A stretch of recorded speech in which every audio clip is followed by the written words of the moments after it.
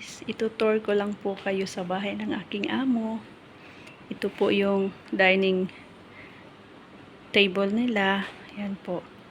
Tapos, ito po yung daan papuntang kusina. Yan po. Ayan. Pagpasok mo dito, bubungad ka sa napaka gandang mga oven.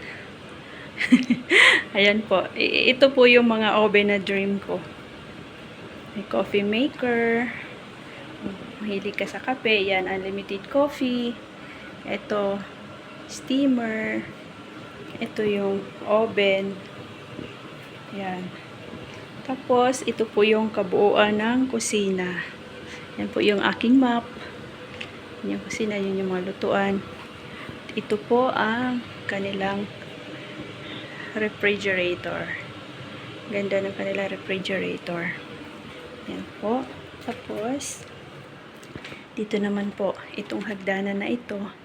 Diyan po ako dumadaan papuntang rooftop. Yan po.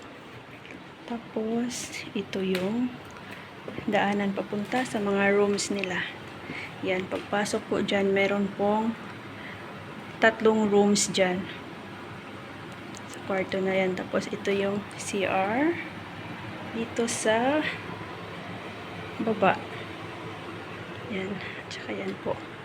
Kabuuan ng kanilang bahay. Kung saan po dito ako nagtatrabaho. Yan po. Itong bahay po na ito is 3,000 square meter po ang laki. Kaya ang laki po. Tapos dyan po sa labas, yan po yung terrace.